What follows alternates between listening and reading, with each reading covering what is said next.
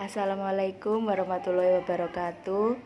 Kami akan menjelaskan UU nomor 2 tahun 2012 tentang pengadaan tanah bagi pembangunan untuk kepentingan umum.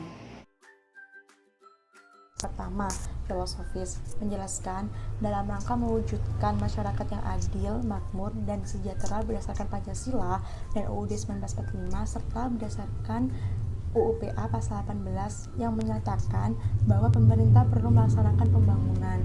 Dengan demikian, adanya peraturan lebih lanjut yaitu UU nomor 2 tahun 2012. Yang kedua yaitu aspek yuridiksi.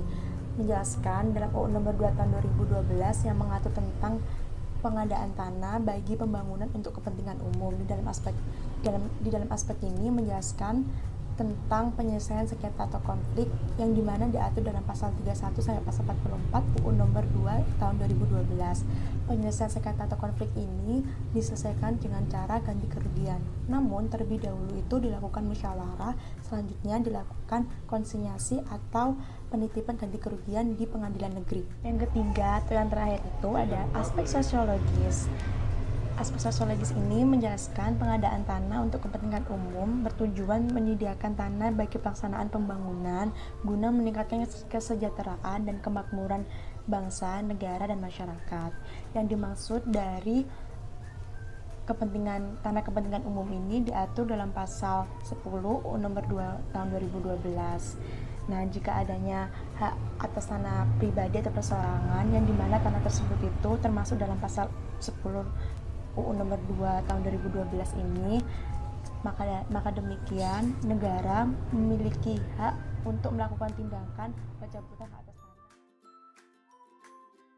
Saya akan mempresentasikan tentang peraturan apa saja yang mengatur dalam undang-undang ini. Yang pertama adalah jenis-jenis tanah yang dibuat untuk kepentingan umum. Hal ini dicantumkan dalam pasal 10. Yang kedua adalah penyelenggaraan pengadaan tanah. Dalam penyelenggaraan pengadaan tanah ini harus memperhatikan yaitu satu, rencana tata ruang wilayah, yang kedua rencana pembangunan nasional dan daerah, yang ketiga rencana strategis, yang terakhir rencana kerja setiap instansi yang memerlukan tanah. Dalam ganti rugi ini, lembaga pengadaan tanah akan menetapkan nilai besarnya yang harus di dalam ganti rugi ini. Besarnya nilai ganti kerugian oleh penilai dilakukan bidang per bidang tanah, meliputi tanah, kedua rong atas tanah dan bawah tanah, tiga bangunan, keempat tanaman, kelima benda yang berkaitan dengan tanah, dan kerugian lain yang dapat dinilai. Peraturan ini juga mengatur tentang hak dan kewajiban. Dalam peraturan ini mengatur tentang tahapan dalam pengadaan tanah, itu melalui 4 tahap. Yang pertama adalah perencanaan, kedua persiapan, ketiga pelaksanaan, keempat penyerahan hasil. Yang terakhir, peraturan ini mengatur tentang musyawarah penetapan. Baik, saya akan menjelaskan prosedur pencabutan hak atas tanah menurut Undang-Undang Nomor 20 Tahun 1961, di mana dalam undang-undang tersebut pencabutan hak atas tanah dapat dibedakan menggunakan 2 cara. Yang pertama, pencabutan hak menurut cara biasa, lalu yang berkepentingan harus mengajukan permintaan untuk melakukan pencabutan hak itu kepada Presiden dengan perantara Menteri Agraria melalui Kepala Inspeksi Agraria yang bersangkutan. Lalu Kepala Inspeksi Agraria diusahakan supaya permintaan itu diperlengkapi dengan pertimbangan para kepala daerah yang bersangkutan dan taksiran ganti kerugiannya. Taksiran itu dilakukan oleh suatu panitia penaksir yang anggota-anggotanya mengangkat sumpah. Di dalam pertimbangan tersebut dimuat pula soal penampungan orang-orang yang haknya akan dicabut itu, yaitu orang-orang yang karena pencabutan hak tersebut akan kehilangan tempat tinggal dan atau sumber nafkahnya. Kemudian permintaan itu bersama dengan pertimbangan kepala daerah dan taksir ganti kerugian tersebut dilanjutkan oleh Kepala Inspeksi Agraria kepada Menteri Agraria disertai pertimbangannya pula.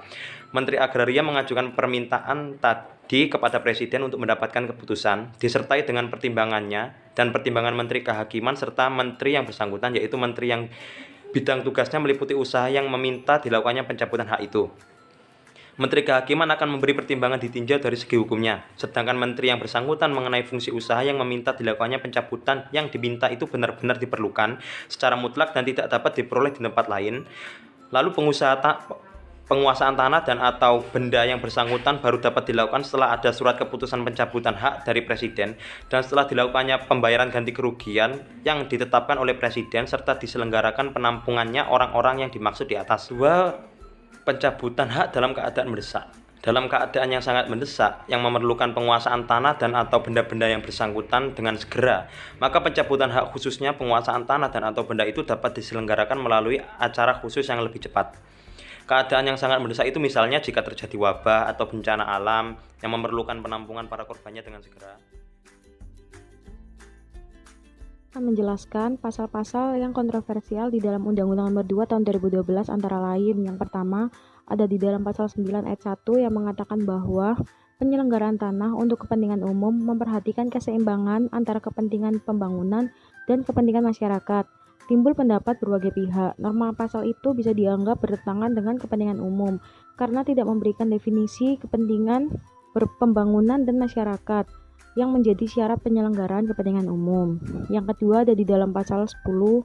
Undang-undang ini mengatur bahwa pengadaan tanah untuk kepentingan umum wajib diselenggarakan oleh pemerintah dan tanahnya selanjutnya dimiliki oleh pemerintah atau pemerintah daerah. Dalam hal instansi yang memerlukan pengadaan tanah untuk kepentingan umum adalah badan usaha milik negara, maka tanah yang akan digunakan tersebut akan menjadi badan usaha milik negara. Berlakuan ketentuan undang-undang ini masih menimbulkan tanda tanya dan pertentangan dari banyak kalangan akibat belum jelasnya definisi atau batasan dari ketentuan pasal 9 ayat 1 dan pasal 10 tersebut, yang justru dianggap bertentangan dengan kepentingan umum. Hal ini dapat dilihat contohnya dengan diajukannya ketentuan tersebut untuk dilakukan judicial review kepada Mahkamah Konstitusi oleh LSM Indonesian Human Rights Committee for Social Justice, Serikat Petani Indonesia, serta Yayasan Bina Desa Sadajiwa. Dari kondisi muka tersebut, terlihat bahwa undang-undang itu belum memenuhi unsur definition and clarity of status atau definisi dan status yang jelas. Padahal undang-undang itu seharusnya memberikan definisi dan status yang jelas mengenai segala sesuatu yang berkaitan dengan kepentingan umum. Yang pertama, permasalahan tata guna lahan dan belum disesuaikannya rencana tata ruang dan wilayah RT RW di tingkat daerah maupun nasional. Yang kedua, konflik agraria di beberapa daerah dan adanya tuntutan reformasi agraria yang semakin meluas. Yang ketiga, adanya pro kontra sejumlah anggota DPR terkait substansi dan rencana revisi Undang-Undang Nomor 5 Tahun 1960 tentang pengaturan dasar pokok-pokok agraria. Yang keempat, adanya ketimpangan penguasaan lahan dan tuntutan redistribusi lahan. Dan yang kelima, pemahaman masyarakat terhadap kepemilikan tanah itu sendiri. Isi budaya kerja, sistem administrasi, dan sistem database antar instansi yang tidak seragam dan hingga saat ini belum terintegrasi, berpotensi membuat proses pengadaan tanah untuk kepentingan umum menjadi sulit diprediksi. Hal ini masih ditambah dengan ketiadaan pemetaan wilayah untuk tanah-tanah yang berpotensi menjadi tanah kepentingan umum, sehingga di dalam tahapan pelaksanaan dan penyerahan hasil masih akan sangat tidak pasti. Selain itu, pelaksanaan pengadaan tanah untuk kepentingan umum di daerah yang masih menganut adanya budaya tanah adat dan tanah ulayat juga berpotensi menjadi masalah tersendiri. Terdapat beberapa ketentuan undang-undang pengadaan tanah yang berpotensi menghambat kegiatan usaha migas. Ketentuan pasal 7 yang menyebutkan bahwa pengadaan tanah untuk kepentingan umum harus mengacu kepada rencana tata ruang wilayah, rencana pembangunan nasional atau daerah, rencana strategis, rencana kerja setiap instansi yang memerlukan tanah, dan melibatkan semua pengampu dan pemangku kepentingan, berpotensi membutuhkan waktu yang panjang. Selain itu, ketentuan pengadaan tanah untuk kepentingan umum yang meliputi perencanaan, persiapan, pelaksanaan, dan penyerahan hasil di dalam pasal 13 juga berpotensi menjadi masalah tersendiri. Sekian presentasi dari kelompok kami. Mohon maaf bila ada salah kata maupun perbuatan. Wassalamualaikum warahmatullahi wabarakatuh.